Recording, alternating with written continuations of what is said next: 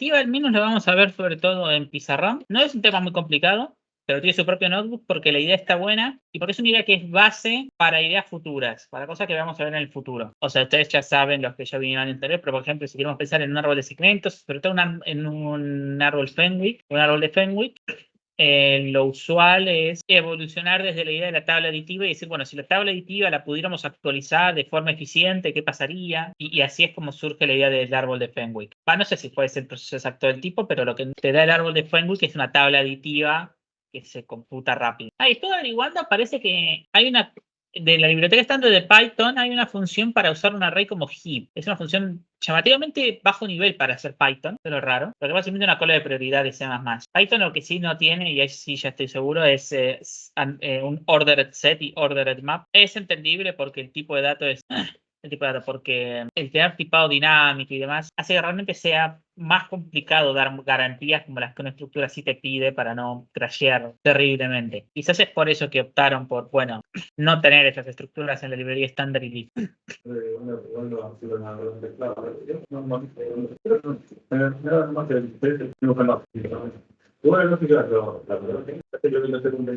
Bueno, vamos a ir empezando. Ahí ahora voy a abrir el notebook de tabla aditiva. Bueno, programación dinámica lo voy a abrir porque nos va a servir a futuro. Y ahora voy a abrir el notebook de... Bueno, como ahora sí ya empezamos, como dice el notebook, a ver si el F11 hace lo que espero que haga. Hace lo que espero que haga. No es la gran ganancia, pero se lo.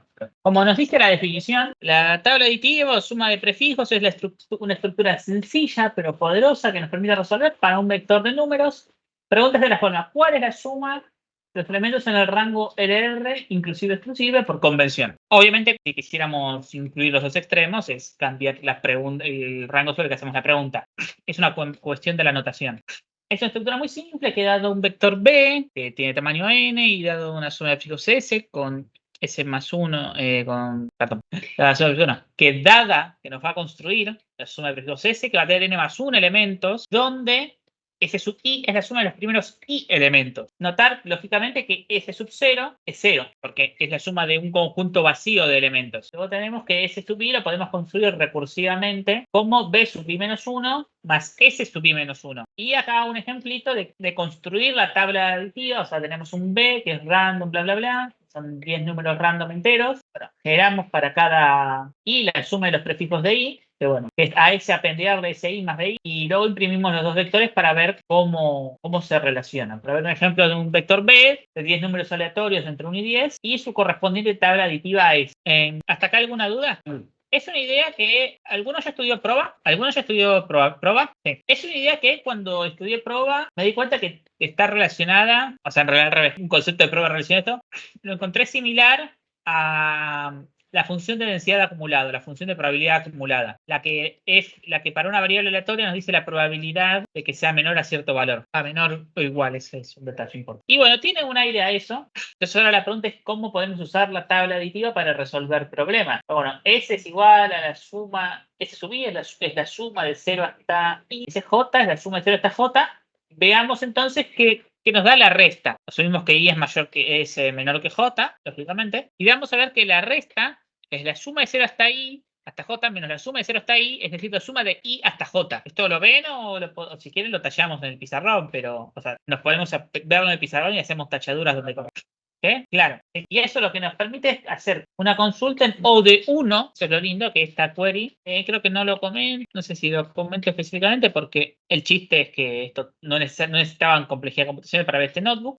pero lo bueno es que este es un caso donde es trivial ver la mejora. Pasamos de tener que recorrer todos los elementos a tener que hacer una única operación, es decir, O de n potencialmente, porque la cantidad de elementos en el rango puede ser eso de n, pasó de 1. Esta es una mejora que es obvio, que es significativa. Y acá, bueno, generaba consultas al azar. De hecho, si lo volviera a ejecutar, seguramente daría consultas distintas. Estimo. Y el resultado. Hasta ahora venimos bien. Acá les voy a dar un ejercicio lindo para pensar. ¿Se acuerdan de la clase pasada? Vimos búsqueda binaria. Bueno, se pueden juntar ambas ideas. Puntualmente, este mismo problema se puede resolver con dos punteros, que es una técnica que seguramente maneja su propio notebook, pensándolo bien, porque es relativamente sencilla, pero bastante poderosa, y después permite evolucionar bien a un algoritmo muy lindo, que es el algoritmo de Moe, aunque ese sí es más avanzado, por el logaritmo de n, efectivamente. dos punteros es mejor, va a tener complejidad lineal. Sí. Para mí es el ejemplo medio minimal de programación dinámica, pero lo quise poner como una estructura aparte. Le quise dedicar su propio espacio porque quizás nos puede dar más a la parte de estructuras de datos, porque sin profundizar en programación dinámica uno puede, como les decía, decir, bueno, ahora que sé usar tabla aditiva, uso otras estructuras que hacen operaciones parecidas, como Fenway Tree o Segment Tree, y evoluciono por ahí sin profundizar en la idea de programación dinámica. Sí, una estructura de datos se puede pensar que tiene alguna idea de DP, porque parte de un problema, pero de hecho la parte en sus problemas disjuntos, así que las estructuras de datos parten los problemas en sus problemas disjuntos. Hace más una estrategia de divide and conquer. Pero aparte es más conocer algunas estructuras copadas y saber cómo adaptarlas, y no es necesariamente lo mismo que saber una técnica de diseño de algoritmos genérica y saber aplicarla a distintos problemas. Son dos enfoques distintos. Después, obviamente, alguien integral debería manejar debería manejar en un cierto nivel los tres perfiles que estamos armando. Recuerden ese árbol con relatividades, pero lo armamos así con María porque concluimos que no era humano o que no era razonable, humanamente posible, quiere decirlo razonable, pretender que gente que está empezando adquiera nivel en los tres stacks, así decirlo así, por decirlo así. Digo. Por eso hicimos esa división, pero teniendo algunos temas comunes que esperamos que todos manejen. Está bueno que todos tengan unidad sobre ello. Y tabla aditiva creo que es un problema que es simple y que es una estructura que es simple, que es versátil, que es ligera. Así que por eso decidimos incluirla en todos los stacks, o sea, como parte de los conocimientos comunes. ¿Sí?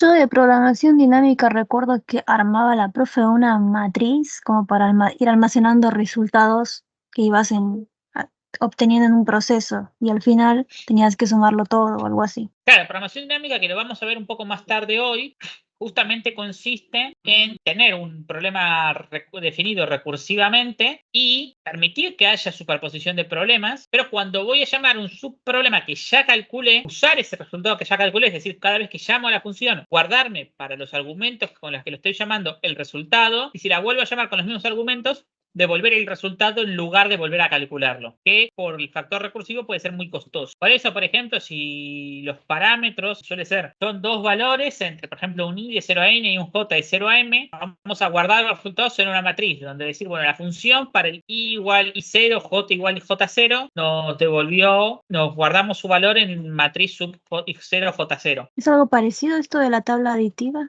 Se puede pensar, o sea, sobre todo comparado a las DPs iterativas, sí, se puede pensar que hay una esencia de DP acá, donde nuestra función lo que calcula es la suma de un prefijo y se puede definir recursivamente como la suma en lo anterior más un valor, que es, bueno, el b sub i. La definición que veíamos más arriba de forma recursiva, esto sí nos puede dar lugar a una función, entonces nos podemos convencer de que se podría calcular recursivamente y ahí sería aplicar programación dinámica, o lo que es lo mismo, el cálculo que estamos viendo de la tabla aditiva es una DP iterativa, y es decir, es hacer de forma iterativa esta DP que te estoy diciendo. Eso es verdad. Sin embargo, creo que es por un lado un ejemplo ad hoc, o sea que es un caso particular, no nos interesa generalizar la técnica que aplicamos a tabla aditiva, porque nos interesa la tabla aditiva como un caso interesante en sí mismo. Y por otro lado, creo que... ¿Alguien dijo algo? ¿Qué? Espero, porque no entendí nada, así que espero que haya sido la música.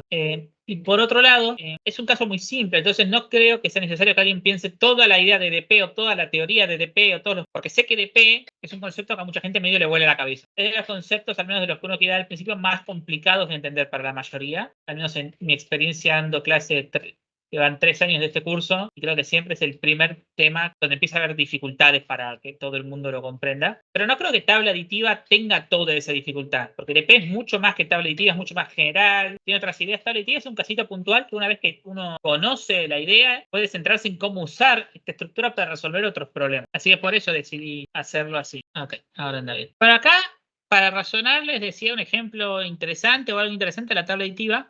Piensa que la tabla aditiva es algo que quería ver y es medio un aperitivo para después empezar con DP. Es que si el rango IJ suma K, ese sub J va a ser igual a ese sub I más K, porque va a ser toda la longitud del saltito que pegó. Sí, que el rango IJ sume K, o sea que el rango va de I hasta J sume un valor K, es decir que ese sub J menos ese sub I está bien, menos ese sub I es igual a K, o lo que es lo mismo que S sub J es igual a S sub I más K. Ahora que me doy cuenta podría haberlo hecho lindo, porque acá no usé nada de notación linda y podría. Pero bueno, mientras que hago estos cambios que son en realidad bastante intrascendentes, porque solo para que sea un poco más bonito, puedo aprovechar para que comenten alguna duda más si tienen. Qué sé yo, así creo que se ve más bonito. No Viendo el es... código, ¿en dónde entra el N? El N Acá, ya generalmente, lo vi.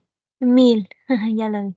sí, No lo igual veía dónde pasa... entraba el N, porque está definiéndolo bien random in. Sea, va a tener sentido a la hora de hablar, decir, bueno, llego hasta N y demás, pero en el lenguaje, como yo puedo iterar el vector, a veces puede pasar que simplemente decida iterarlo o usar directamente el len de b. Acá podemos ver dos ejemplos lindos de uso de la suma de prefijos de la tabla aditiva. Uno es un array de positivos y negativos, queremos la cantidad de subarrays que suman 0. Y para eso vamos a usar la propiedad que dijimos más arriba. IJ suma 0 es que S sub J es igual a S sub I, 0, ¿correcto? Porque K es lo que suma el intervalo IJ. Claro, por ejemplo, para un problema que es bastante clásico, que es, tenemos un array de números positivos y negativos y queremos calcular la cantidad que suman 0. O que suman una cierta cantidad, no necesariamente 0, pero que suman 0, pensemos. Que la cantidad de negativos es igual a la cantidad de positivos, algo así. No, la suma, porque son números que son positivos y negativos, pero no necesariamente son todos 1 o menos 1. Claro, bueno, la suma. Sí, la cantidad de intervalos que hay, que la suma de los elementos de ese intervalo es 0. Y esto se puede calcular también en O de n, o bueno, O de n, dependiendo cómo sea por dentro la estructura que usemos para mapping, para diccionario. Que esta es una tabla hash, así que es O de n. Y que es un diccionario, sí. Que le das la clave y el segundo elemento es, si no encontrás nada, devolverme este valor. Es un valor por defecto. Ahí lo aclaré por si estaba la duda. Sí, la verdad hay que aprenderse los detalles de cada lenguaje y puede ser dar flojera. Claro. Pero bueno, este ejercicio puntual es uno que se puede hacer bien tanto en Python como en C++. De hecho, por estas cotas podríamos usar un vector, pero la idea es hacer algo que sea más generalizable, porque si son números entre menos 1000 y 1000, y son hasta 1000 números, bueno, esto podría crecer rápidamente, y no sé cómo evoluciona realmente la probabilidad de que sean 0. Supongo... A ver, ¿qué es lo que...? No está el random importado. Sí, el random es necesario porque como me gusta que el ejemplo se genere solo y no pensar y demás. Bueno, hay 910, 900, 910.900 rangos que suman 0. No, pensé que es dentro de 1.000.000 tomados de a 2, casi 1.000.000 al cuadrado. Sí, es n por n más 1 sobre 2. Una 8. Hay n por n más 1 sobre 2 intervalos posibles. N por n más 1, todo sobre 2 intervalos posibles. Perdón. Bueno, acá estamos viendo una aplicación y todo. ¿Se entiende más o menos cómo utilizo la tabla aditiva para calcular, o mejor dicho, la idea de la tabla aditiva? Porque ya esto de hecho ni siquiera estaría la tabla aditiva realmente. La calculo, sí, pero no la necesitaría realmente. Podría llevar la suma del prefijo actual y listo. Pero ¿cómo uso la idea de la tabla aditiva para obtener la cantidad de prefijos que suman 0? Fíjense que lo que hago al final es recorro todos los prefijos. Y lo que hago es, cuando voy a agregar un nuevo prefijo, digo, bueno, ¿cuántos hay que ya miré que son iguales a este? Bueno, toda esa cantidad son pares de prefijos que suman lo mismo, es decir, intervalos que suman 0. Y después, bueno, contá que encontraste este otro prefijo que es nuevo. Eso es importante hacerlo en este orden y no al revés. Sí, por supuesto. Espero haber agarrado bien el cable, haber desenredado bien el cable, porque si no, estamos en un problema. No creo que lo hicimos. No sé si bien, pero suficiente. Bueno, no es suficiente. Segundo que desenredó el problema. Está completamente desenredado, pero es suficiente para lo que necesitan. Digan los que están virtual si ahora pueden ver el pizarrón. No puedo ver si reaccionan o algo porque estoy con la pantalla completa puesta. Bueno, creo que es un poco inclinado. Bueno, la idea va a ser básicamente, decimos esto, yo tengo un B, que pongamos menos 1, 1, 2, menos 1, menos 1, menos 1, menos 2, 0, 3, ¿verdad? Entonces, ¿cuál va a ser mi S? Mi S va a ser 0, menos 1, 0, 2, 1, 0, menos 1, menos 3, 0. ¿Sí? Entonces ahora lo que yo quiero es ver cuántos intervalos suman 0. Lo que voy a hacer es tener un diccionario que va a contar para cada valor cuántas veces aparece como prefijo. Bueno, empieza vacío. 0. Tenemos nuestro res. 0. ¿Apareció? No. Entonces sumamos 0. Y ahora decimos que el 0 aparece una vez. ¿Sí? Menos 1. ¿Apareció antes? No. El menos 1 aparece una vez. 0. ¿Apareció antes? Sí. Aquí esto llevaría a 0, ¿verdad? Ahora la respuesta sube a 1 y esto sube a 2. Ya hay dos visiones del 0. 2. ¿Lo vi antes? No. 0. 1. ¿Lo vi antes? No, 0. ¿Lo vi antes? Sí, lo vi 2 veces antes. Entonces aumento en 2 la respuesta. Y ahora vi 3 veces el 0. Porque quiere decir que este 0, si lo emparejo con este 0, acá formó un rango que suma 0. ¿Sí? Es este. Si lo emparejo con este 0, este prefijo suma 0. Menos 1. ¿Lo vi antes? Sí. Aumento, perdón. Entonces no sé por qué puse 0, era 1. Ahora es 2 y aumento la respuesta en 1. Menos 3. ¿Lo vi antes? No. Entonces es menos 3, 0 veces. ¿Por qué pongo 0? Una vez. Menos 3 de nuevo. Ya lo vi. Entonces, ahora lo vi 2 veces y además, la respuesta que esto obviamente lo hacía antes en realidad, sube a 5. El 0, de nuevo. ¿Cuántas veces lo vi? 3. Entonces tengo que aumentar la respuesta a 8 y ahora digo que vi 4 0. Y bueno, terminó mi algoritmo. La respuesta es 8. Que podemos pensar, bueno, es este 0 contra este, contra este y contra este 0 contra este, contra este y este 0 contra este. Por ejemplo, dice que los ceros son 4 por 5 sobre 2. Acá es exclusiva, así que sería 4 por 3 sobre 2 es igual a 6. Luego, los menos 1, los menos 1 es, bueno, 2 por 1 sobre 2 es igual a 1. Y los menos 3, lo mismo, 2 por 1 sobre 2 es igual a 1. La suma de nuevo es 8. Pero se ve esta parte, se ve cómo construir la tabla aditiva. Te hice mi histograma, estoy construyendo mi histograma de la tabla aditiva. Desde acá los números no se ven. Cualquier cosa después le tomo fotos. Si se puede. El proceso igual se entendió, aunque no se llegan a ver bien los números. Estaba tratando de seguirlo con el código que leí. Sí, ahora mando al grupo de WhatsApp foto del pizarrón cómo quedó. Pero bueno, ¿este ejemplo se entendió? Excelente. Y ahora un segundo ejemplo, que es quiero el subarray de suma max. También lo puedo obtener razonando sobre la tabla aditiva. De hecho, de nuevo, podría de hecho hacer esta cuenta sin construir explícitamente la tabla aditiva. Que de hecho es lo que hago esta vez. El ejercicio nos pide eso, sí. Lo interesante es que vean cómo lo logre, cómo lo hace este algoritmo. En algo estilo Kadane se puede hacer, que se puede pensar como ejemplo de DP, que lo que vos vas a hacer es, básicamente, si el anterior, vos empezás sumándote vos mismo, y si el anterior a vos, si la suma del anterior a vos es positiva, te la agregás, y si no, te quedás con vos solo. Y el mayor de, o sea, si vos lo quisieras hacer, versión P es igual a P sub I más el máximo entre 0 y de P sub I. Y R es igual al max con 0 menor o igual a n de P sub I. Esa sería la forma de hacerlo, estilo DP, estilo canal, que lo podemos ver un poco más adelante esta clase. Pero sí, esa sería una forma más estilo 2 punteros o más estilo DP. Podría ser esa tranquilamente. Bueno, podemos acá no permitir el 0 para forzar a que sea un intervalo no vacío, es decir, que al menos incluya un elemento. Pero lo que estoy exponiendo es otra forma de resolver ese problema, que consiste en cuando voy recorriendo el vector, ir calculando la suma del prefijo actual, ¿sí? Es AXPRE. Y el mínimo prefijo que calculé hasta ahora. Acá ven que ni siquiera necesito usar índices, uso de for B en B. Actual prefijo aumenta en B. La respuesta es el máximo entre la respuesta que ya tenía y el actual prefijo menos el mínimo prefijo anterior. ¿Por qué el mínimo prefijo anterior? Porque es cuando yo quiero, fijo la posición, quiero el mayor rango, el rango de mayor suma que termine esta posición. Dijimos que la suma del rango era la diferencia entre los valores de la tabla aditiva en el inicio y el final. ¿Sí? No, está bien, ahí está todo.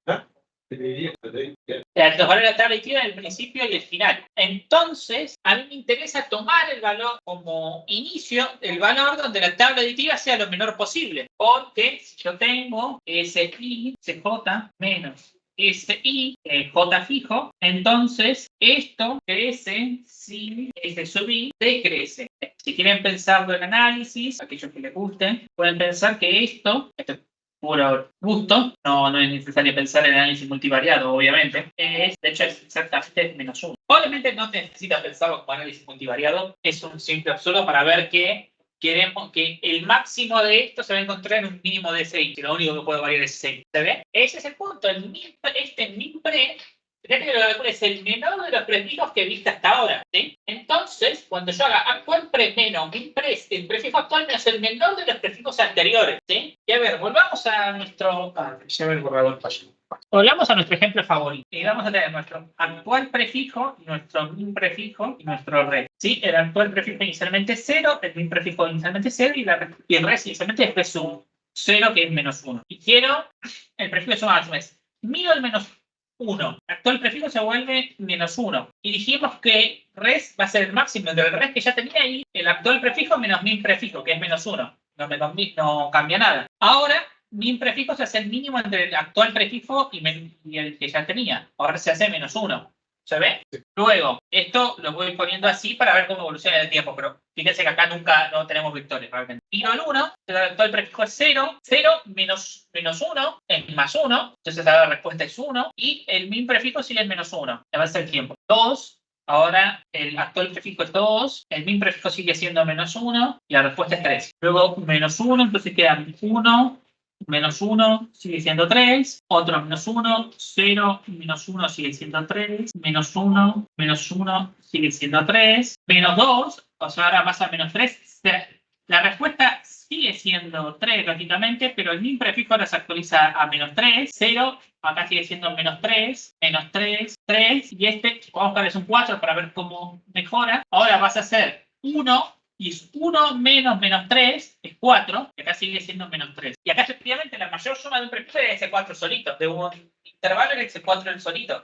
¿Se ve? Y bueno, es eso. Ahora, ¿se ve por qué yo quiero calcular el mínimo prefijo? ¿En serio? Sé que lo estás calculando, pero no...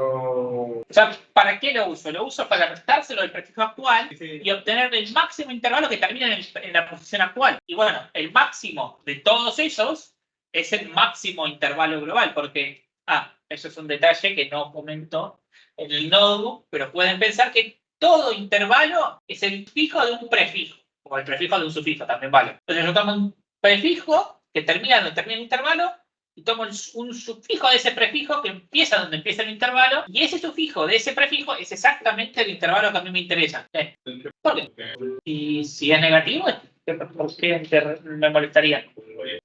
Sí, no hay problema. Si restás un negativo y aumenta el valor, es porque restás un negativo, pero acá no te molestes. Fíjate que acá lo usamos. Por ejemplo, que a este 1, si el prefijo actual es 1, y el menor que había encontrado, que era hasta el anterior, por ejemplo, era -3, yo quiero que le sume 1 menos -3 es 4.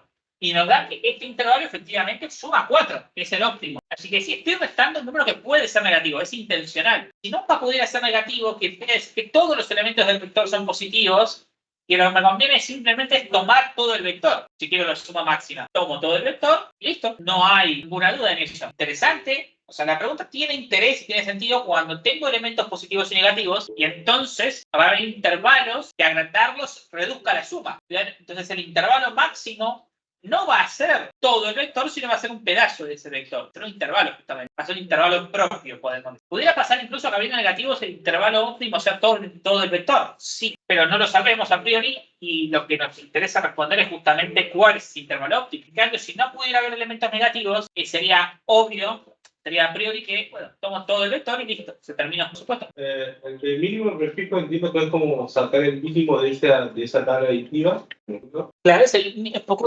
anida la idea, es el mínimo en un prefijo de la tabla aditiva, que a su vez es la suma en prefijos del vector original. Entonces, el mínimo de un prefijo de la tabla aditiva. Sí. Voy a hacer la respuesta. No sé si es la respuesta, pero vamos variando el... Claro, porque voy actualizando res a medida que miro más prefijos, para hacer de antemano. Por eso tengo que mirar todos los prefijos. En todo caso, es como si tuviera la tabla aditiva, para cada valor estoy como tratando una especie de diferencia, es el pi, pero es el mínimo de ese momento. Claro, a ver, pensando así, A entre 0 menor o igual a I, menor J menor o igual a N, de S sub J menos S sub I, es lo que te interesa calcular, el máximo intervalo, se puede pensar como el máximo en diferencia entre dos posiciones de la tabla aditiva, a ser igual al máximo con 0 menor a J menor o igual a N, de S sub J menos el mínimo con 0 menor o igual a I menor excepto a J. Eso es lo que estoy haciendo. ¿Vieron que tiene su cubo igual a la tabla aditiva? Nosotros teníamos fe, pero tiene su cubo. Que está escribiendo más de lo que es. Eso se usa, que no parece eso. Sí, te lo digo. Parece que por Claro, sí, o sea, uno aprende estructuras y cosas y más cosas, sobre todo para hacer cuentas rápido. igual no había tabla aditiva primero y luego. No, si construcción explícitamente de la tabla aditiva, la complejidad sería la misma, pero sería más código. ¿Y para qué? Si puedo ir manteniendo todo on the fly. Tenés cuidado igual de que si le iterás 2 veces no se haga cuadrático igual. Eso es importante, porque es algo que... Y dos ejercicios para que piensen sobre esto que acabamos de ver. Es dado un vector positivo B, la cantidad de rangos del mismo cuya suma es un número par, y dado un vector de enteros B, calcular la suma del rango con suma mínima. Esto para que piensen. Es casi lo mismo que lo que hicimos arriba, sí. Antes te pedía la suma máxima, ahora te pido la suma mínima. Los errores sí, porque máximo y mínimo son conceptos arbitrarios, básicamente. O sea, acá no estamos usando ninguna propiedad particular de los positivos y negativos de los números reales. Entonces, que algo sea máximo o mínimo es una cuestión de mera convención. En este caso yo podría tranquilamente invertir el orden de los números y funcionaría todo exactamente igual. En este caso, porque no hay productos. Pero ese ejercicio queda como tarea. Sí. Hay queries. ¿Todos son con tabla aditiva? No, algunos con tabla aditiva, porque la mayoría de hecho no. Y después podemos ver segment tree, por ejemplo. Eso es para la gente que haga estructuras de datos. Va a haber grafos y dentro de grafos va a haber árboles y dentro de árboles va a haber segment tree. Sí. Está ahí, esos 3 notebooks ya están, de hecho, si los quieren mirar. El grafo lo vi. Segment tree.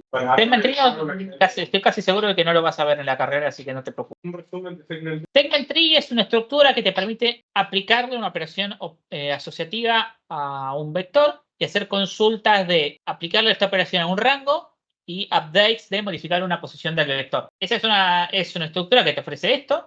Queries updates en tiempo logarítmica en log de n usos o de log de n usos de tu operación, de tu composición, que bueno, ya dependerá de la complejidad de la composición, muchas veces es constante, la mayoría de hecho. De veces que uno usa segment tree, la composición de elementos es constante, así que queda log n, query log n update, con 2n, exactamente 2n en memoria. Bueno, en realidad n es potencia 2, si no lo llevamos a la siguiente potencia de 2 y lo multiplicamos por 2, es decir, O de 4n en memoria. Lo máximo que podría ser es 4n en memoria. Depende del lenguaje. Python es poco, no estoy seguro cuánto, pero es poco.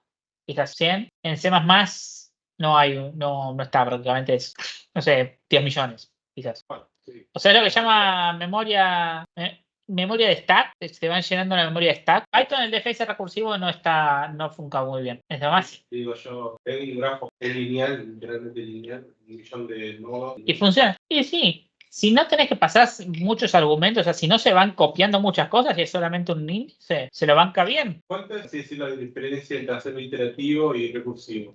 Siendo lineal, un grafo. ¿No hay mucha diferencia? Claramente, quizás un por 2, como mucho. O sea, hacerlo iterativo va a ser mejor. A ver, pensá que el compilador es muy vivo. El compilador es un tipo inteligente, sobre todo cuando lo compilás,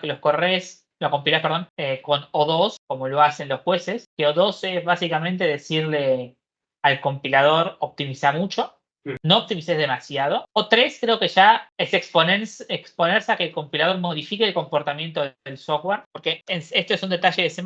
Al compilar vos podés indicarle opciones de optimización. Si vos querés hacer algo eficiente para debuguear, no podés optimizar porque vos querés que sea completamente transparente al código del comportamiento. Entonces no vas a incluir ningún O. Si incluís, por ejemplo, dbglib, lo que sea, que está en comandos útiles, es un comando de compilación para que genere un ejecutable que sea amigable con la función gdb, con el comando gdb. Es un debugger que está bueno. Y básicamente, entre otras cosas, va a tener el código fuente adentro del ejecutable para poder hacer todo lo que quiera hacer. Poniendo que vos no quieras tanto, porque nadie pretende tanto debug, vos podés optimizar. Lo mejor que podés hacer es O2 y querés mantener la seguridad de que el comportamiento del código no va a cambiar, salvo las cosas que sean define behavior, pero eso serían bugs en sí mismas, porque el estándar C++ y el ANSI C no te dan garantías de cómo debería comportarse algo que es justamente undefined behavior, comportamiento indefinido. En cambio, depende de los detalles de cada compilador, porque hay más de un compilador. Nosotros generalmente usamos G++, pero podríamos usar otros. Por ejemplo, NVIDIA tiene su propio compilador, NBCC, para poder hacer compilaciones a C++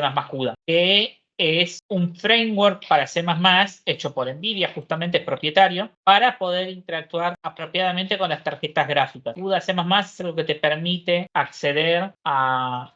Te permite operar directamente con los GPU y es muy interesante, es muy poderoso.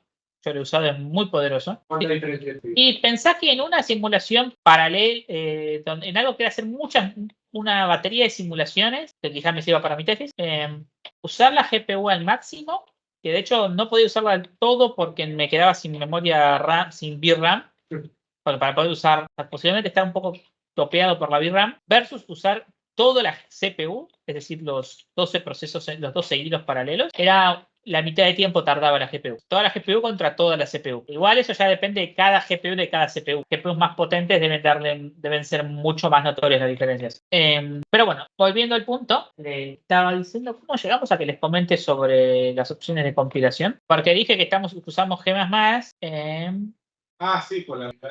Por la recursión. Eso creo que incluso se puede modificar en tiempo de ejecución, pero insisto que en general no. En Python no es muy viable mucha recursión. Logarítmica recursión sí, eso no hay problema, pero una recursión lineal no. Y en C++ es muy raro que tengamos que preocuparnos por la profundidad de la recursión. Aparte, creo que con nuevas versiones del lenguaje es hasta más zarpado el límite de recursión. Así que, o sea, había una época que justo un par de años creo que era como más molesto poder alcanzar un límite de recursión, un Stack Overflow justamente, pero hoy día hace bastante que no tengo experiencias con Stack Overflow básicamente, que es lo que ocurre cuando superas la cantidad de cosas que puedes guardar en memoria stack, por ejemplo, haciendo una recursión extremadamente profunda. Perdona a todo el mundo si los dormí con esta diserción sobre opciones de compilación. Bueno, les decía. Y ahora vamos a ver otra cosa que es interesante, que es pensar que la tabla aditiva o estructuras en general que permitan updates en punto, queries en rango queries en prefijo sobre una operación que tenga inverso, que es inversible, como es la suma, como es el producto de no nulos, como muchas otras cosas, pero esos todos son los principales ejemplos y los más interesantes, nos va a permitir hacer entonces updates en rango y queries en punto con la misma complejidad y las mismas demandas. O sea, una batería de updates en rango y queries en punto la puedo traducir a una batería de updates en punto y queries en rango. Si tenemos n rangos y j, cada uno con un peso W asociado, queremos calcular para cada punto la suma de los rangos que contienen ese punto. ¿Sí? Para esto vamos a considerar los puntos de inicio a fin y haremos lo siguiente. Tenemos un vector B de longitud n, 0 menor o igual a ij menor a n. Bueno, quizás este n y este n no tienen por qué ser el mismo. Quizás habría que usar otras letras. Tenemos m rangos y asumimos que 0 menor o igual a i, j menor a n. De hecho, i es menor o igual a j también. No, de hecho, acá es menor estricto, porque si no, no tiene sentido nada. Bueno, acá está bien. Asumimos porque si no, para poder acceder alegremente. Bueno, ahora se ve más bonito. No lo estaba viendo ahora igual. Estaba haciendo un breve repaso de esto que les estoy comentando. Ahora de ver los temas. Bueno, básicamente esta es la idea de suma en rango, de cómo hacer sumas en rango y consultas en punto. O sea, update en rango y suma y query en punto. Actualización. La idea, o sea, lo que yo digo es, yo tengo que al rango ij le quiero sumar W. Entonces yo voy a crear mi suma de mi vector B, y voy a hacer que B sub I es más igual W y B sub J es menos igual W. Y calculo la suma de prefijos de B y en S sub I más 1 va a estar la respuesta para el punto. Nos dan ternas que son IJW y que dicen al rango que empieza en I y termina en J, sumale W. ¿Qué pedíale? No, eso es otra cosa. Cada rango tiene un peso, ¿sí? ¿Está bien? No. Lo que te pide es a todos los elementos en ese intervalo sumarles W. O sea, vos tenés a un conjunto de. Vos tenés un montón de intervalos y cada uno tiene un W. Y entonces vos vas a querer para cada punto, vos vas a querer que te puedas darme un punto y decirme de todos los intervalos que contiene este punto, la suma. Bueno, los puntos están contenidos en los rangos. O sea, yo te puedo dar posiciones y están contenidas en el rango. Si te digo un rango de puntos entre 1 y j, un rango de valores entre 1 y j, entre i y j, yo te pido para un punto que en cuántos ij está contenido. Bueno, de los ij que está contenido, la suma de los w. Está todo bien en el número. Antes voy a mandar foto al grupo. Bájate, borro yo. A ver, tenés un rango, por ejemplo, ponele que tenés los números de 0 a 10. Entonces yo te digo, bueno, el intervalo 0, 5, 8. El intervalo 2, 7, 9. El intervalo 4, 6, 10. El intervalo 8, 10, 1. De estos 4 intervalos. Yo te pido para cada número del 1 al 10 la suma de los intervalos que lo contienen. La suma de los valores asociados a los intervalos que lo contienen. Por ejemplo, el 2, lo vamos a empezar, el 0. ¿Está contenido acá? Sí. Está contenido ninguno más. Entonces vale 8. 1. Está contenido acá y ninguno más. De nuevo 8. El 2. Está contenido acá y acá. Suma 17. El 3. Está contenido acá y acá. Suma 17. El 4. Está contenido acá y acá. Suma 27. El 5. Está contenido acá acá ya no está, acá y acá, suma 19. El 6 no está contenido acá, pues está acá y acá, suma 10. El 7, perdón, acá no está contenido el 6, ¿qué estoy diciendo? Suma 9. El 7 no está contenido en ninguno, suma 0. El 8 está contenido acá, suma 1. El 9 lo mismo. Y el 10 es parte del final, así que como es esto así, el 10 ni existe. Entonces tenemos de 0 a 9. Para el 10 debería ser accesible, que yo, el 10 igual suma 0, porque no está contenido en ninguno. Ahora se entiende un poco la idea de lo que estoy pidiendo. ¿Y esto qué es lo que, qué parámetros sería? ¿Qué es lo que Estos y J van a ser números de 0 hasta 9. se ve la cantidad de... Claro. Y Entonces recuerda que esto es J y esto es W. pero cuando pasa a 2 va a ser el intervalo. Incluye, tenemos por todos los intervalos que contienen. No, pero lo que digo es, uso 0,8 porque está de 0 a 5, pero no está en el siguiente 2 a 7. Claro. Luego el No 1, está en ningún otro. pero lo que digo, por ejemplo, 2. No, el 0 está solo contenido en el 0. ¿Eh? El 0 suma 8 porque el valor W es 8. El 2 lo pude poner en 17 porque está dentro del 0 y 5, está en 4, después en el rango y por esa pequeña salida entonces de 0 a 10. Entonces, Es la respuesta esperada. igual esta lista de rangos está ordenado, porque de las 5 al consciente. La teoría del orden que se me ocurrió, sí tiene algún orden. No, pero si se pusiera a hacer una tabla de rango desordenado.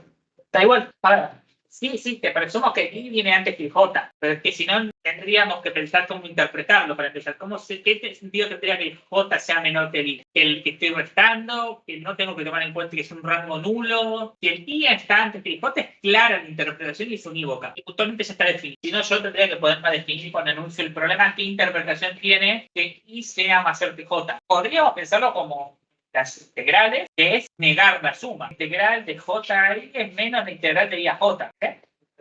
Complejidad no conmigo. No, ¿dónde hay un bloque de N? Digo, solo veo un for. Eso de N. Perdón, sí. ¿Eso sería todo el código o hay más? Hay un poquito más, pero no es demasiado. O sea, hay un poquito más porque básicamente hasta ahí ese código lo único que hace es crear las consultas.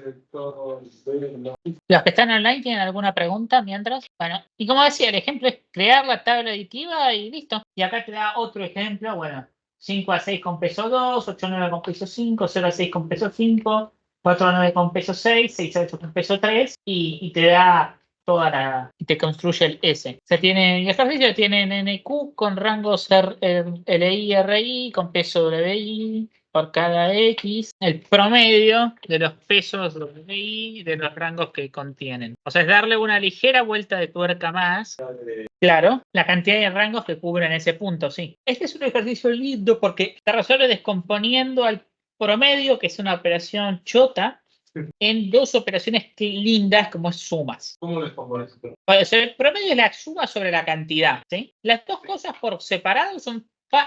de hecho, suma y cantidad es más información que el promedio. Bueno, pero mientras que el promedio en sí mismo es algo que parece difícil de mantener, el par suma-cantidad es muy fácil de mantener. Bueno, ¿qué? No digo el paso de un rango a otro, de que a la cantidad puedo sumarle uno más o uno menos, dependiendo de qué tanto salto. Cuidado con complicarte de más, pero quizás va por ese lado. Bueno, y para terminar, algo interesante que podemos hacer es una tabla aditiva 2D. Sí, o sea, tengo una matriz de puntos y tengo la suma en los prefijos. Que acá los prefijos va a ser, claro, un rectángulo que contiene el 0, 0. La tabla 2D, la 1D, ¿no? Sí, 1D también, claro. Acá ya hay que empezar a juguetear un poco con la inclusión-exclusión para hacer las queries. Sí.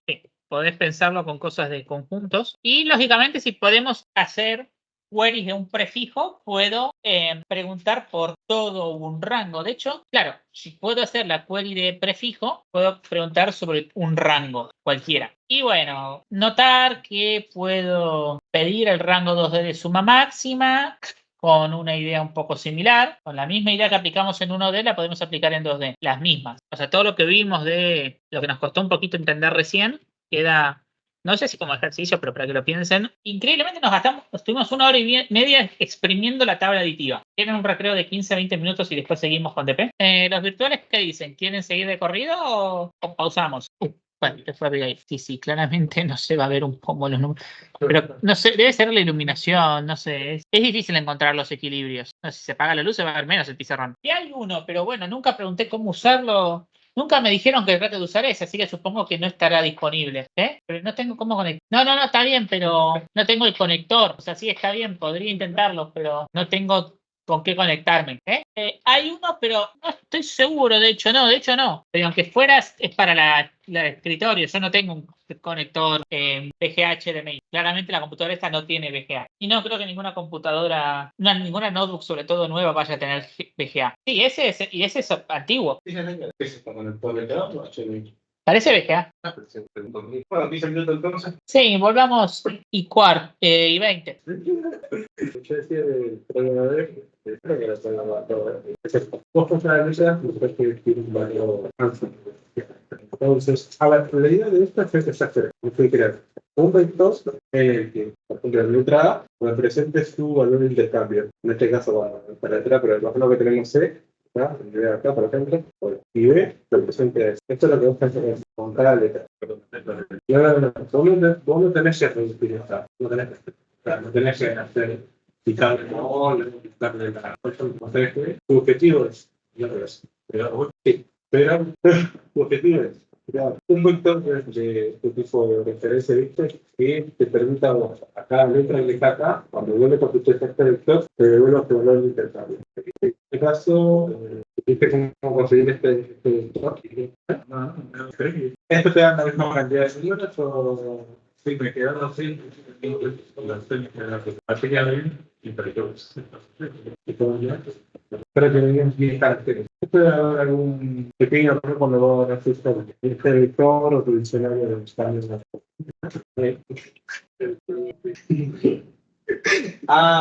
Vos lo ordenaste. Mi segundo correlado es el ¿qué es lo que es acá? Vos te agarraste cada vez que encontrabas una letra, lo envías a un map. Y voy a contar que sepas de ella. Después de eso, como contar que sepas crear este lector de referencia, la referencia ya está, tengas como que la haces. Religión, si no tenemos este juego conmigo.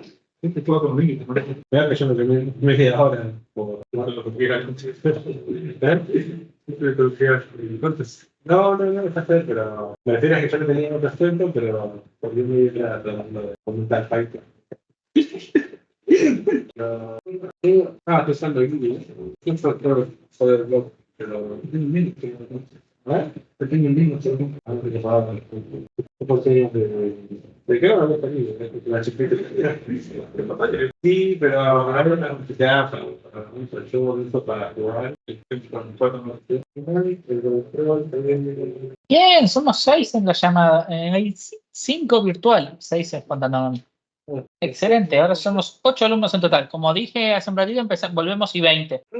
Diccionario de sistemas más, preguntas rápidas. ¿Es logarítmico o es...? El map es logarítmico, la norma del map es O de 1, pero no preserva internamente el orden de los elementos, de las keys. Creo que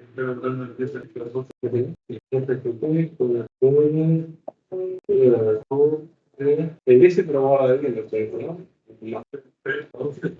Sí, pero la entrada tiene que dar igual a... No. Yo no sé, tiene que dar todo el corte, ¿no? Todo bien, porque pasa que vos tenés ese, bien correcto, tenés con ese con P, y me parece que es algo que no es correcto como la primera letra, ¿no? El resto está igual. Ahora no sé, todo bien, porque ahora cuando habrás creado, ¿viste? Posiblemente debes haber guardado bien los dos primeros, pero el resto capaz como está muy bien. Dicho que yo después no bueno, eso. Creo que está bien igual la cuestión de impuestos. Lo siguiente, no es más sincero. No es la solución.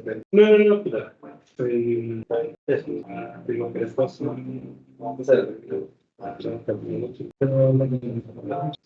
sí, es básicamente eso. No te lo dices, pero el C más lo usa en Python. Pero el tema de cuando quería cambiar un valor en un string de Python, ya no, porque parece que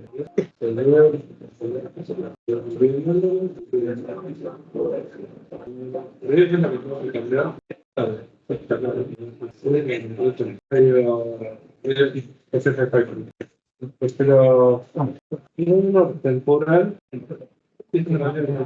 temporal de el valor y que nunca letra cambia la verdad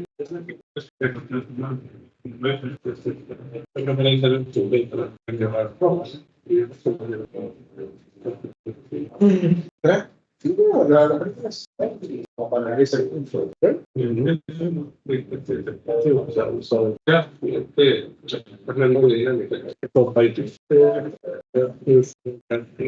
No, ese debe ser el fútbol que hizo. La verdad, siempre comienza poco. ¿Dónde? Voy a aprender eso mientras no solo para que no me entiendas. Bueno, bueno. Eso tengo. Debe ser que debe ser independiente. La verdad es que el DIP 3 que no sé si lo puedo crear. A veces te digo resolver. La gente fácil. Era un robotcito, pero no tengo idea que. Por eso por un motivo. Sí, yo creo que entonces. No. Pensé que era fácil eso. Creo que era fácil, porque era un robotcito que se movía o bajaba y luego tenés dos robotcitos. ¿Qué fue? ¿Eh? ¿Qué fue? ¿El cuarto? Sí, no esto. Pero creo que solito se me quedé estaba en el tercero. Este es el cuarto. Este es el tercero, pero no lo puedo hacer porque no sabía cómo fue. Creo que bien lo que dice. Estaba bueno, era el robotcito que tenés que ver si en algún punto, cuando termina esos viajes, coinciden. Puede ser ¿no?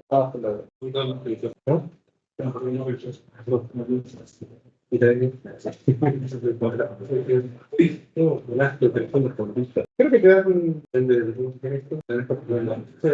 no has cancelado por participación.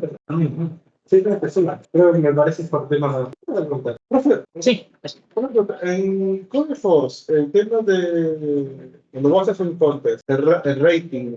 sí.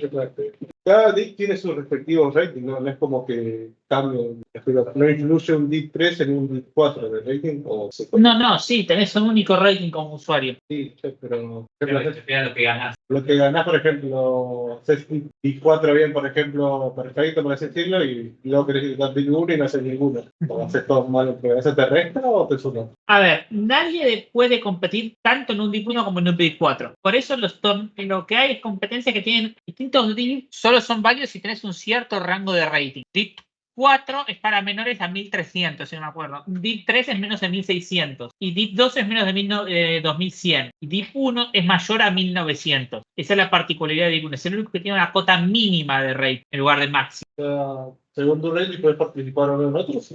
Podés participar de forma rankeada, es decir, de forma que te modifique el rating o no en un contest, ¿sí? O sea, si alguien es DIP 1 y participa en un DIP 4, no va, si alguien tiene 2500 de rating y participa en un DIP 4, no le va a modificar el rating. O sea, se te va a modificar dependiendo de tu rating y que digo test en todo caso. ¿Y qué? No, o sea, vos no estás fijo en un DIP, los contests tienen DIP, no las personas. Sí, lo sé, si vos haces un coste de mayor DIP, ¿tenés más puntos o no? Lo que importa es la gente con la que participás, pero sí. O sea, el mismo ranking en un DIP 1 que en un DIP 2 vale más, sí. Pero porque en realidad vos habrás estado compitiendo con gente de mayor rating. O sea, lo que se centra no es en cuál DIP es, sino en las personas con las que competiste, es lo importante. Usan una formulita rara que algo así como que ajustan los ratings para que idealmente la probabilidad de que alguien con rating A le gane a alguien con rating B sea 1 sobre E elevado a la A menos B o algo así, sobre alguna constante rara. O sea, se puede. Bueno, ya no hay clase voy al hospital. No, mentira. Alguna de estas. Bueno, resulta que estoy en este momento en el percentil 97 y que estaba llegando en el 90. Interesantes datos. Pero no es lo que quería. The Force is rating system. For each person, each by rating. The number. If a person A with rating RA and a person B is equal to rating B, the fórmula EA 1 sobre 1 más 10 elevado a la RB-RA sobre 400, if the priority will get a higher position than B in the round final standing. By the way, your everything is very close to the Elo rating. Eso, Calcula el rating de las personas. Y bueno, hacen pasos de actualización cada vez que haces un contra-rank. llegar al sector verdecito, al más y ya sé que Y esta es un post de hace 14 años del líder de Q-Forces, del admin de Q-Forces, Mike Mirzashanov, y algunos amigos dicen Mike Wazowski. pero porque había hecho. Entré a algunos títulos, no títulos, no, títulos. No, títulos me muero. Mínimo uno solo, como mínimo. Después de ahí el segundo, tercero, en cantidad de cosas. Lo estoy sacando los primeros 15 minutos hago el primero y luego tengo 2 horas para pensar y no sale. Y ahí, tiene 2 puntos de metro, sí, ya se pone. Es bastante rápido. Puedo hablar a la televisión. ¿No? El doble del otro. Sí, está por eso. A ver las respuestas, pero. No, sí. No, pero. Sí, ahora está. Bueno, ahí. Podrías probar, ¿ves? Podrías hacer esto. Pero. No, mira, vos podrías hacer lo siguiente. Esta prueba, fijarte cómo va tu respuesta. Que cuando lo veáis. No, yo sé que pero lo que digo es tipo, vos tenés tu nombre, ¿ok? Peligroso, totalmente conocido, vos lo podés separar en el esta estructura vos lo podés separar. En vez de tener todo un puntito, lo podés separar todo. Y vas probando cada caso, te quedas así, entonces, en vez de tratar de llamar que todo te coincida, que no te coincida. ¿Viste que tenés? Esto es, sí, lo separas en lucir. Luego, este I que tenés que estar chiquito. Bueno, gente, quieren que repasemos programación dinámica, que ustedes ya conocen. Creo que los aquí presentes casi todos ya la conocen, pero no sé si vieron estas diapos. Creo que no. Dale. ¿Qué? El tema de las monedas. Bueno, si nadie tiene dudas, empecemos. Programación dinámica con bichitos, animalitos, seres adorables. Estas son las diapos recicladas desde el 2022, primera edición del ICPC Unland Course. Al utilizar funciones recursivas es posible, porque decíamos muchos llamados al mismo estado de la función con los mismos valores en los mismos parámetros. Vamos, por ejemplo, función de Fibonacci, cosa que todos ya sabían. Bueno, en Fibonacci, para saber Fibonacci de 5, necesito Fibonacci de 4 y Fibonacci de 3. Pero para saber Fibonacci de 4 también necesito Fibonacci de 3. Y para saber Fibonacci de 3 también necesito Fibonacci de 2, al igual que para Fibonacci de 4. Y el punto es que cada uno es llamado muchas veces, ¿sí? Fíjense que una vez al 1, 1, 2, 3, 5, 3. Llamo una vez al 5, una vez al 4, 2 al 3, 3 al 2, 5 al 1 y 3 al 0, porque lo llamo solamente cuando llamo al 2. Y ahora vemos la técnica con la que introducimos de programación dinámica, que es para aplicarlo a funciones recursivas, que es la técnica de la memorización. La memorización va a consistir en guardar el resultado de la cuenta del llamado a la función para no tener que aplicarlo otro. No, un momento. Vos no habías visto este tema, vos no viniste el año pasado. Entonces el tema sí es nuevo para vos. Bueno, si estoy yendo muy rápido, parame. Yo estoy hablando porque ellos ya lo conocen, entonces. Y bueno, aplicamos esta técnica a cada caso de la función de Fibonacci. Solo será recursivo la primera vez que se lo llama. Para aplicarla podemos, por ejemplo, utilizar un vector global. ¿Ven? Con memorización borramos los llamados innecesarios. Y se llama una vez al Fibonacci de 5, una vez al 4, 2 al 3, 2 al 2, 2 al 1, 1 al 0. Quizás en este ejemplo no parezca no sea tan historia la reducción. Pero cuando Fibonacci crece, esta diferencia que vimos entre hacer 15 y 9 llamados para el caso N5 se agranda enormemente. Veámoslo en práctica. Sin memorización para calcular Fibo de n o de Fibo de n, eso es una propiedad muy interesante de Fibonacci, es aproximadamente 1.61 a la n, exponencial. Con memorización es O de n, lineal. O sea, ese es, bueno, porque debería ser phi, pero no tenía ganas de poner phi en la presentación. Y programación dinámica es las técnicas, como puede ser memorización, para reutilizar resultados ya calculados. Y memorización es un ejemplo lindo, como vimos recién. Cuando nosotros tenemos una solución de dividir y conquistar, que tiene la particularidad que en realidad el divide and conquer ideal, los subproblemas son disjuntos, pero en la sola de P no. donde los problemas no resultaron disjuntos los subproblemas, puedo aplicar programación dinámica. Explicando esta diapositiva más en detalle, para que se entienda lo que está pasando. Pienso en dividir y conquistar cuando yo tengo un problema grande, lo divido en subproblemas chicos, resuelvo para esos subproblemas más chicos y puedo unir las soluciones a esos subproblemas en la respuesta en general. La respuesta del problema global. Si estos subproblemas resultan ser disjuntos, es un caso, lo que se llama divide and conquer, que es un caso ideal. Si estos subproblemas no resultan ser disjuntos, es un caso menos feliz, pero igualmente afrontable con programación dinámica. Si tienen en mente grafos, pueden pensar que cada nodo es un llamado a la función y las aristas es qué llamados llama a qué otro llamado o estado. Cada nodo es un estado de nuestra función. Las flechas indican qué estado necesita de otros estados para calcularse. Pueden pensar que si este grafo resulta en un árbol, vamos a estar en divide and conquer, en un caso de divide and conquer, ideal, muy bonito. Si no resulta disjunto, si no resulta un árbol, es decir, sus problemas no eran disjuntos, porque tienen subproblemas comunes, es decir, es un DAF, grafo líquido cíclico. Si resulta que es cíclico, se rompe todo, pero no debería ser cíclico. Si es acíclico, estamos ante el caso de DP y querríamos recorrer los nodos en un orden topológico o topológico inverso. Pero bueno, el estado de la DP o de una recursión, un segundo, como un mensaje. Como la recursión es el estado, es el conjunto de valores de los parámetros. Es la información necesaria para definir una situación, dice. Qué buenas definiciones que tiraba hace 2 años. No, hablando en serio. Yo voy a saber dónde estoy parado en base a cuál es el estado de la ADP. No me centro ahora en dar ejemplos porque estas diapositivas ya tenían ejemplos como tuvieron el ejemplo de Fibonacci. Como pueden ver, ha habido distintas modas a la hora de hacer diapositivas para este curso. En una época usaba muchas plantillas de una página de plantillas para PowerPoint y para presentaciones de Google. En una época las hice con LaTeX porque estaba bueno LaTeX y sigue pareciéndome que está re piola. O sea, porque tenía el formato de unas que se usan para los training camps generalmente. Y ahora opté por no hacer diapos y dar las clases en un notebook. No sé cuál de las 3 opciones sea mejor, pero ahí están las 3 para usar.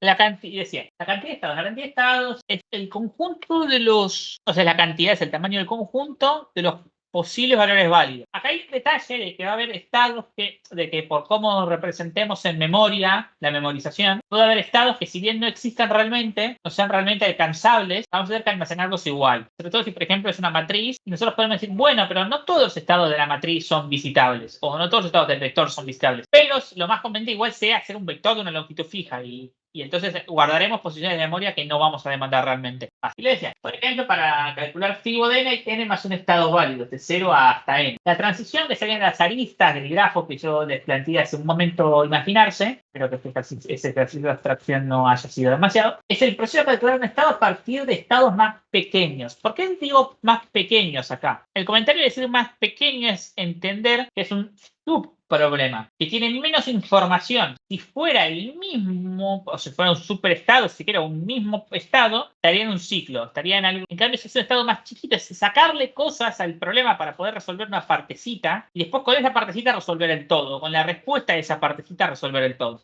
Por eso es un subproblema. La cantidad de transiciones de un estado se refiere a la cantidad de otros estados que es necesario consultar para calcular. En el caso de Fibonacci, todos los estados, salvo el 0 y el 1, tienen la misma cantidad de transiciones, 2. Requieren 2 otros estados para calcular. Bueno, acá, la complejidad sería igual a la cantidad de estados por el costo de calcular cada uno, la cantidad de transiciones. Es decir, en Fibonacci, como tengo una cantidad constante de transiciones y chiquitas, 2 transiciones por estado y tengo n estados, es O de n, ¿se ve? Que es lo que digo en la diapositiva siguiente. Es como leer el PowerPoint sin leerlo, porque, bueno, no hay mucho que inventar. El contenido es el mismo. Y ahora empezamos con otros programas lindos de CSS que les pueden quedar como tarea a todos. Si no los metieron todavía, porque si vienen el año pasado deberían haberlos metido ya. Pero Space Combination, calcular la cantidad de formas de obtener la suma de n, la suma n lanzando un dado de 6 caras una o más veces. Bueno, y ahora la pregunta que nos hacemos, y la vamos a hacer, la vamos a pensar, es ¿cuáles serían los estados? Repito, quiero tirar un dado una o más veces y quiero conseguir el número n. ¿Cuáles son mis estados? O sea, ¿qué son ¿cuáles van a ser mis estados? Tengo 1, cuando tengo 2, cuando tengo 3, hasta n, ¿no? O sea, la suma de los lanzamientos de los dados hasta ahora, que va a ser de 0 hasta n, inclusive. ¿Se ve? ¿Recordás tu nombre? Axel. Axel, genial. La primera pregunta que tenemos que hacernos es ¿cuáles serían los estados? Ya dijimos, los números de 0 hasta n inclusive, ¿verdad? En este caso podemos usar como estado la suma n, es decir, el problema queda definido por el valor n. ¿Puedo resolver el problema n sabiendo las soluciones para los valores de 0 a n menos 1? Sí, esa es la clave. Yo sé, el problema resulta para n igual, para n-6, n-5, n-4, n-3, n-2 y n-1, bueno, para todo n' menor a n, entonces yo puedo calcular utilizando estas respuestas parciales la respuesta para n. ¿Cuáles son los casos base o estados base? Un caso base, tanto en una recursión cualquiera como en el caso particular de ADP, es aquella que se sabe sin necesidad de recursionar, de hacer una recursión. Es decir, que tiene cero transiciones que salen desde ese estado hacia otros estados. Bueno, ¿qué casos podemos resolver sin necesitar la solución para valores más bajos? Cero. La respuesta, ¿cuál sería para cero? Ok, pensamos que la respuesta para cero es cero, entonces... Para llegar al valor de cero, le falta que la gente no tira el dado. Es paradójico acá, porque acá nos exigen que sea con uno o más dados, ¿verdad? Pero definir que la respuesta correcta para cero sería cero, eso es cierto. Pero definir que la respuesta para cero sea cero va a ser inconveniente para las transiciones, porque entonces nos va a obligar a definir a mano, definir como casos base, como precalcular, la respuesta para 1, 2, 3, 4, 5 y 6. En cambio, si yo como único caso base tengo que la respuesta para 0 es 1, van a quedar definidos naturalmente todos los demás estados, sin necesidad. Claro, está bien, ahora voy a contemplar que si me preguntan por 0, la respuesta no es la que calculo en mi DP, sino que tengo que decir 0. Eso es cierto, pero no me van a preguntar por 0, porque el n es entre 1 y n. Entonces yo puedo definir alegremente que la respuesta para 0 es 0. Es 1, perdón. Aunque sea el conjunto vacío de dados que no son uno o más dados. A ver, ni me acuerdo si el enunciado decía que te podía... No, acá dice 1 es hasta... Pero si dijéramos 0 o más veces, para los números positivos la respuesta va a ser la misma, porque tirar 0 dados suma 0, y para 0 va a cambiar, pero va a ser más conveniente para calcular. ¿Qué casos pueden...? Bueno, los siguientes casos bases...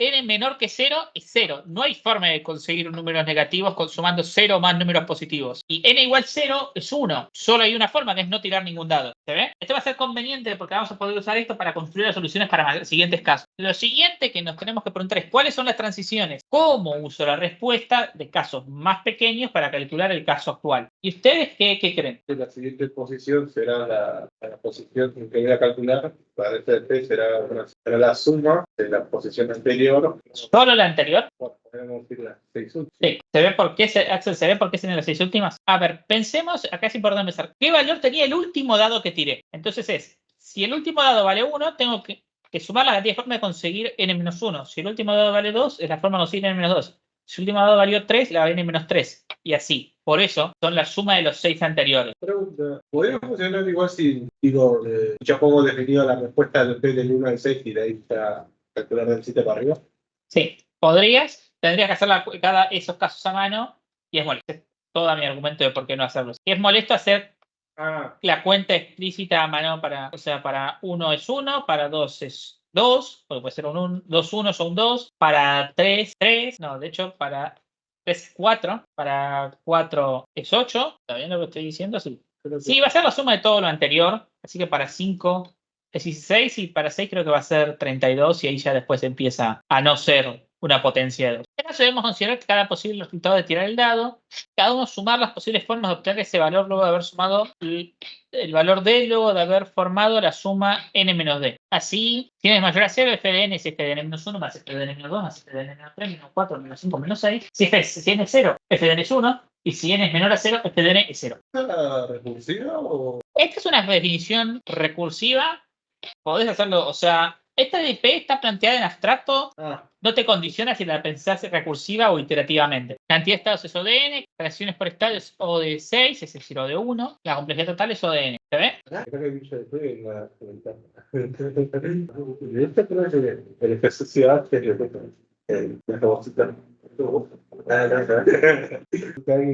Minimizing coin. Formar un valor utilizando la menor cantidad de monedas que tienen distintas denominaciones. Se tienen n denominaciones de monedas, CI, y se quiere formar el valor X utilizando la menor cantidad de monedas. N hasta 100, CI, X hasta 10 a la 6. Fuente CSS.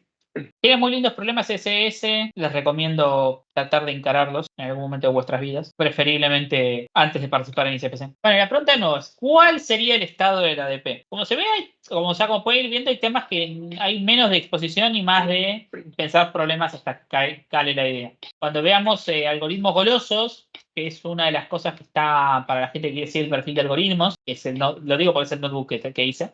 que terminé anoche. Y anoche empecé y hoy terminé el notebook de punto para geometría, para la gente que quiera ver un poco de geometría computacional, que sin meternos en cosas delirantes, ahí va a haber 2 o 3 cosas de puntos, porque está eso, está Joule, está la cápsula convexa, y un poco de polígono. Puede ser Pointing Poly, sobre todo point y policonvexo, área de polígonos y poco más. Geometría computacional es un delirio, tremenda, pero no la entiendo. Pero nadie la da, o sea, no se preocupen, es un tema medio de nicho de geometría y no le interesa mucho a nadie. Les decía, ¿cuáles serían los estados de la ADP de Minimizing Coins? ¿La moneda? El valor. ¿En serio? Eso. Bueno, no, el valor no sabría cómo explicarlo. Los destinos serían todos los pesos que podría conseguir con esas monedas. Es decir, el valor que quiero formar con las monedas. Sí. Ok, claro, pista se puede definir en una sola variable. Eso puede ser simplemente el número que queremos formar. Por ejemplo, si queremos formar X tomando una moneda, cualquiera con valor C, y luego intentamos formar X menos C. ¿Posibilidad avanzada o algo así de casualidad? Bueno, entonces si estás entendiendo la primera, muy bien ahí. Estás haciendo mejor que creo que casi todo el mundo. Sí, esta yo no la entendía. Y si esta clase te está pareciendo llevadera, estás bastante bien parado. Pero más o menos te pareció entendible la aditiva. Bueno, genial. Bueno, los casos base. ¿Cuáles podrían ser nuestros casos base? O sea, 0 es un caso base. ¿Y cuál más? No mínimo de la moneda. No es mala, pero es un poco rebuscado. Yo propongo que sean los mismos los mismos casos base que antes. O sea, 0, que para 0 sea 0 no necesito monedas, y para negativo sea infinito. Donde decir que necesito infinitas monedas se interpreta como que no puedo. No te pongo un if por dentro y digo que no lo harás. Sí, bueno, sí.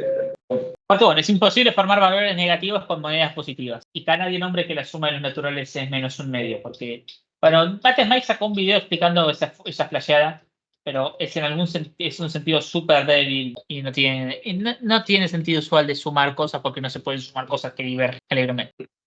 Bueno, acá explico por qué elijo representar como infinito el caso imposible, porque si en este caso quiero minimizar el neutro del mínimo, si lo hubiera sería el infinito, o el neutro del máximo es el menos infinito. Entonces yo quiero que sea un valor neutro a lo que quiero, un valor que agregarlo no molesta la respuesta, si quiere el neutro de mi composición de estados, entonces puedo, por ejemplo, hacer que sea infinito y no moleste. El tercer paso es deducir las transiciones. Nuevamente, ¿cómo obtenemos la respuesta para X sabiendo la respuesta para los números anteriores? La moneda para cada moneda, como la resta entre X cada esa moneda, tenga su posición, entonces es un de más uno, otro dos. Tengo que conseguir aquellos valores que sumen X junto con las monedas que tengo. Creo que sí, pero no sé si está bien formalizado. Sí. Bueno, es parecido. Para sumar X es tomar una moneda de valor C, formar X menos C y luego agregar esa moneda. La pregunta es cuál moneda tomar. Es decir, para cada CI quiero saber f de X menos CI más 1 y quedarme el mínimo de todas las posibilidades y este será el valor de f de X. Yo había tenido un error cuando hice el teléfono. Y era que no había pensado usar cada moneda en particular, sino digo, bueno, sé que la moneda está entre de 1 hasta un millón, pero bueno, y tengo esa moneda dentro de 1 millón que suma igual a entonces o sea que no era así, sino que era sumar específicamente esas monedas. Había hecho N a la N, cuando en verdad tenía que solamente estar de las monedas de particular. No, la verdad no sé exactamente no entendí qué algoritmo hiciste. No, a ver, porque viste que con solamente restar la X menos C, que es la moneda, tengo ya la posición. El tema es, al principio, como no sabía la posición, entonces, bueno, busco hasta que me dé la peso que yo quiero. O sea que cuando yo busco de esa moneda, se me multiplica la cantidad de operaciones. O sea que no sé si no es una diferencia.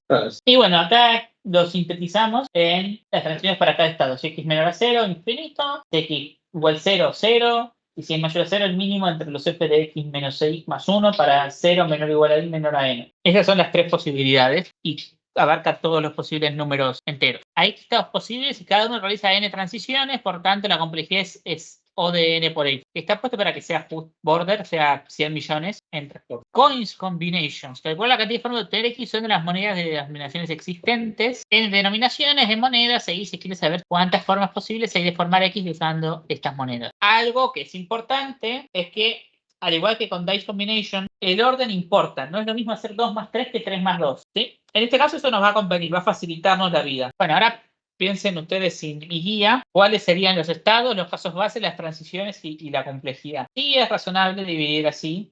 No necesita que sea real. Si no me equivoco, si yo empezamos a ver esa página, esto que podría hecho más. Si no me equivoco, estos son 2,4. El deseo, la suma deseada si no me equivoco, conjunto para 2, tengo 2, si quiero tomar 3, el 3. Ahora, si quiero tomar 4, tengo que estar 2 más 5, tengo 5 y el 5. Tengo 3 y 5. No sé si lo puedo decir. No, con ser una mitad. Si no me equivoco, por eso hay que hacer para uno, y luego tengo de moneda, para el forno, para 2 y 3. De moneda. Para formar vale uno. No tienes que quedar formado. Es una decía, con cuántas monedas por una moneda. Tenés monedas 2, 3, 5. Igual las monedas se pueden repetir. Por ejemplo, acá 3 monedas de 2 y una de 3. Y estas monedas, las que son las únicas monedas que tenés. Tenés muchas monedas de 2, muchas monedas de 3. Sí, bueno, puede ser con bueno, pero vos tenés que formar desde abajo. Con 0, con 1, con 2, con 3, con 4, yo con 9. Pasa que yo, por ejemplo, con estos dos que están acá, 4. Esto solo representa 4. Entonces, nada, puede estar acá y acá. Entonces tenés que formar. Tenemos armando con 10 pisos, tu respuesta. No sé si me entienden. Depende, no tuve que hacer pasitos, o sea, cuánto yo formaría uno, cuánto formaría dos, cuánto formaría tres. A ver si hay algo en el chat, en Teams. Si quieren proponer algo desde los que están virtual, siéntense libres de hablar. Bueno, los culpo, yo muchas veces no hablo en las presentaciones. O sea, yo no puedo culpar a nadie. Ah, sí, yo no fui con clases virtuales. Con uno, lo puedo con 2, puedo tomar 2, con 3, no lo ponemos 3. Con 4 lo formamos con 2 más 2, es la única manera. Con 5 lo formamos con 2 y 3, luego 5, con 6 lo forma con la moneda de 2, forma, entonces 4, 4 más 2, y esta representa esto. Este implícitamente, esto es igual a 2 más 2, ¿verdad? Como forma 6 a partir del nombre de 2 moneda de 2 más 4, luego con 3, voy como 3, entonces la 3 más 3, y ya tenemos, entonces acá tenemos por formas, vamos con 7, tengo que buscar menos 2, porque la moneda de 2, 5, tengo 2 formas, tengo 2, con 5 tengo 2, y yo sumo acá este 2, y 2 acá, y pongo 2, y pongo 2, tengo 7, entonces pongo 2 más 2 más 3, tenemos 2 más 5, 3 más 3, sí, pero yo tengo la moneda. Ahora si voy con 3 y le resto 7 menos 3, tengo 4. Tengo solo 1, entonces vamos a poner otra combinación. 3 más 2 más 2. Y ahora tengo 8. Con 5. Ah, sí, no tengo para 5 más 2. Luego tengo para 8. Y le resto 2 a 8, tengo 6. Y con 6 tengo tantas combinaciones. Entonces tengo implícitamente tiene esto. Entonces tengo 2 más 2 más 2 más 2, luego la resto 3, 8 menos 3, da 5. Entonces tengo 2 más 3, 3, y sumando 3. Y tengo 5, 3 más 5. Y con 5, o sea, 8 menos 5, da 3. Entonces tengo 5 más 3. Y para 9, que es la respuesta, que es lo que estamos buscando, tenemos que restamos menos 2, que son las monedas que tengo. 9 menos 2 son 7. Y 7 tengo estas combinaciones. Si hago todas las combinaciones posibles son 2, más 2, más 2, más 3. Ahora tenemos 2 más 5. ¿Eh?